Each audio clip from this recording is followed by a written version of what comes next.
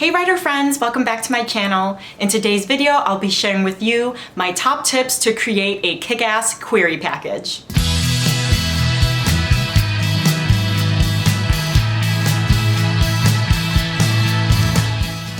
This is going to be kind of fun because I'll be doing kind of like vlog style with the tips and tricks that I have learned while I am creating my submission package, which is the query letter, the first 10 pages, kind of like the first chapter, and the synopsis of your novel. And that is the package that literary agents usually ask for when you're submitting to them. Now, if you're wondering, how did I get to this point? I will link the last video where I talk about how I finished editing the third draft of my novel and the timeline that I have for myself to start querying. But this is the next step, which I'm super excited about. So I will link that video down below and up in the cards so you can watch it. Now, because I'm coming out with this video, I want to know from you guys, are you all in the trad pub world? Do you all want to be traditionally published, or maybe a hybrid author where you are self and trad pubbed? Or are you just wanting to be self-published and interested in my videos? In any case, I'm so happy you're here. If you don't know me, my name is Holly. I'm a kid-lit writer working on my YA fantasy, hoping to be traditionally published, and I'm also the host of the Diversity is Lit book club, where we read one book by a BIPOC author every month and talk about it in a fun discussion live stream on my channel.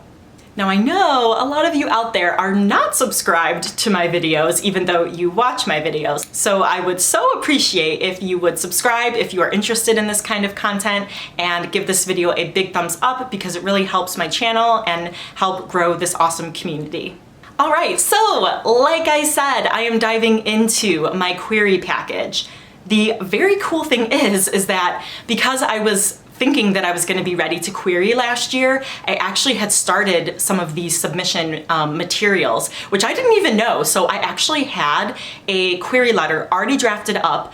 Now, I'm not going to share with you the query letter because it has the kind of book blurb that would go on like the back of a book, kind of talking about the plot, which I have I have kept very hush-hush. I even have kept the title hush-hush, and I just call it Project Diamond, but that's not the actual name of my novel. But I will share some tidbits of the query letter, and because I actually did rework the last paragraph, which kind of talks about myself, because some things were a little bit different.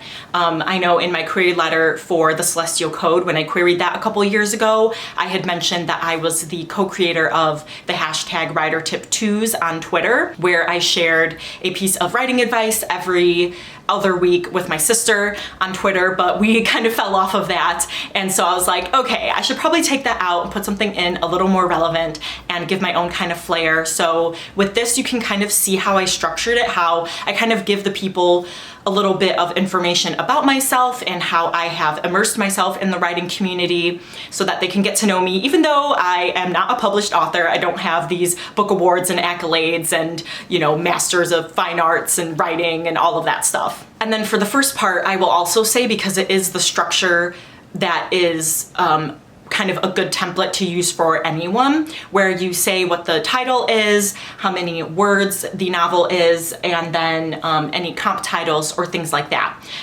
So I'll just be saying like blank for the spoilery parts, but there are some parts that I have talked about before, so I will reveal that. So I say, Dear Agent Name, statement for personalization. So that's just anything like, I, follow you and know that you like, these type of stories, or on your manuscript wish list, you were looking for this, and I feel like my novel fits that, whatever it is that will personalize my query letter to say, I'm not just sending this out to everyone, I specifically want you to represent me. But so I have statement for personalization, whatever that may be. I believe you will be interested in Project Diamond, a 74,000 word YA fantasy that is hashtag own voices. My novel blends Disney's Tangled and a female Flynn Rider with a touch of gold by Annie Sullivan. And then I have 3 paragraphs, which is the book blurb. So it really helps too when you don't have a lot of space, because a query letter should be 1 page. If you don't have a lot of space to say like everything about your novel, you can at least give a lot about what the story's about or the general premise from your comp titles. So Tangled and A Touch of Gold, which is super fun. And you want to try to pick a comp title that's at least relevant within the last 5 years, which A Touch of Gold is. And then Tangled's just, who doesn't like Tangled? But so then my book blurb, which is the premise of the novel, is 269 words. So I tried to keep it as succinct as possible, but we'll see if I need to tweak things based on the feedback that I get, because, you know, I'm not querying right now, but I am submitting this for editing and feedback so that I can revise it and make it as best as it can be for the agents. So it's something that I'm willing to put some money and time into because I know that it'll be worth it. But so we'll see if that needs to be cut or clarified in any way. But then that last paragraph that talks about myself is, so this is a new phrase that I have that I put on my Instagram bio and my Twitter bio, and I do need to change like my banners. I want to kind of change up my like banners that I have everywhere, but I had randomly thought about this last week that I'm like, you know what? I'm a part-time writer, but I have full-time heart. And so I really liked that. So I thought that would be fun to kind of start off with that. So now that I kind of made that my tagline. So I said, I'm a part-time writer with full-time heart, currently working as a physical therapist in the Chicago suburbs. I enjoy the company of my 3 babies, parentheses, who all have fur. I give writing advice and interact with the community via my YouTube channel and author platform. I'm also the host of the Diversity is Lit book club on Goodreads, which promotes BIPOC authors. Thank you for your time and consideration. And then I say, regards, Holly Davis. I have my email, my phone number, my website, which is hollydavisbooks.com. And then I link to my YouTube channel, Instagram, Twitter, and TikTok. So that also kind of helps people show that I'm serious about this. I have some sort of experience with, the author platform, which is important for a lot of authors. So so that is my query letter without outright telling you my query letter. Hopefully I will be able to share with you my query letter once I get an agent, because I think that would be really fun. And then the first 10 pages, I feel like that has been pretty refined. A lot of the third draft that I had to rework was in like later chapters, but I feel like that first chapter was pretty solid. I did rework some things, but the submission critique that I am getting asks for the first 10 pages because that is kind of the average page count that agents ask for, either the first 10 pages or the first chapter. So thankfully, my first chapter is 8 pages long, which is what you want. You want to try to end that first chapter within the 10 pages so that you get everything that you want presented to them. And then the cool thing is that I can start giving them a little bit of chapter 2. So I go into that. So that is my first 10 pages. Can't share that with you, but again, it will also be good for me to get feedback on this because I can see, like, is my craft up to par right now? Do I have to really work on things? Do I tell more than show? Because that's something that I still struggle with as a writer, even though I've been writing since 2015. That is still hard for me. And also having talking head syndrome is still something that bites me in the butt because I love dialogue and I'm really trying to work on description. But yeah, so we'll see how that all goes, and hopefully I'll be able to share with you if you want. Let me know if you want a video on all of the feedback that I do get on my query submission package so that I can let you know like what changes I have to make, the type of feedback that I get, and yeah, how I'm gonna tackle all of that. And now we come to the dreaded synopsis. No, actually, I'm really, really excited about this. So I actually haven't worked on the synopsis yet, which is why I am vlogging along with giving you all my tips and tricks, because I had a video previously that I was going to start working my synopsis in that way. So I will link it down below and up in the cards if you're interested, because I found that it really has helped a lot of people and helped me. But I just kind of want to see if things are different since I did plot out a lot and outlined a lot before I started the first draft of Project Diamond. But the advice that I had before was that you go through each chapter and you write about like 2 to 3 sentences, a quick 2 to 3 sentence summary about what that chapter was about. And essentially you're going to create a synopsis, a short summary about the novel that is about 1 to 2 pages long. And that is double spaced.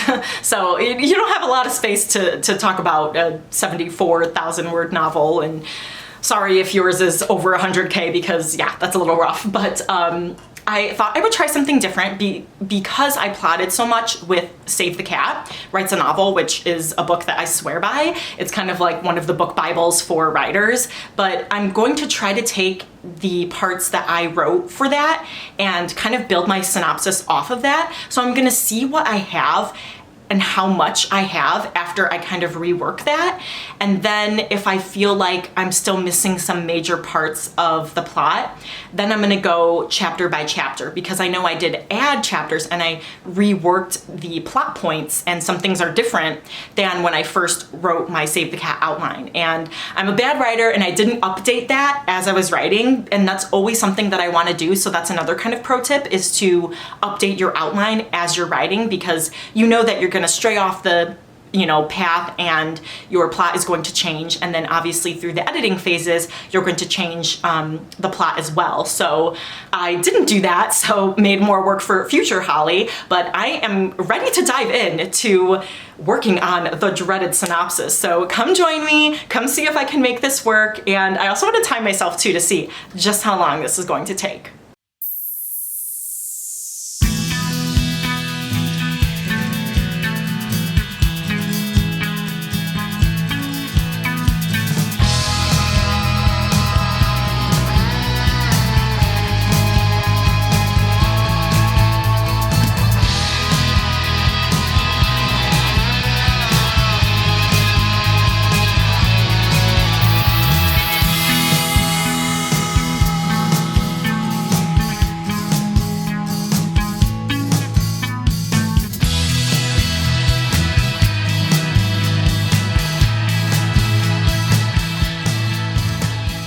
Okay, so it is quite a bit later, but as you saw, I was working on my synopsis, and I have some very interesting kind of facts about writing my synopsis.